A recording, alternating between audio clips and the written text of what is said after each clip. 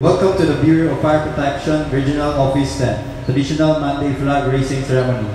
We are your hosts from Logistic Division, headed by Superintendent Renate S. Lorono. And now, the ceremony begins.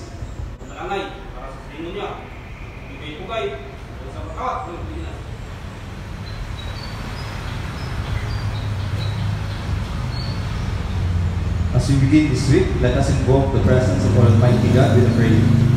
For the Catholics, let's make a sign of the cross. In the name of the Father and the Son.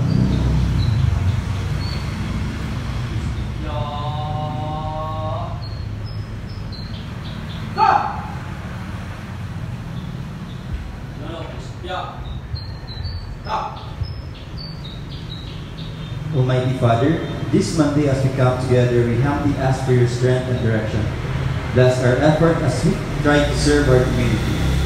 Please give us strength to overcome obstacles, discernment in making choices, and compassion in our actions.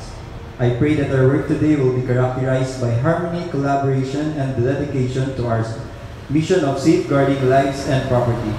Please shine your light on our road so that we can carry out our responsibilities with integrity and honor. In your boundless mercy, watch over us and all those we serve. Amen. In the name of the Father, the Son, and the Holy Spirit.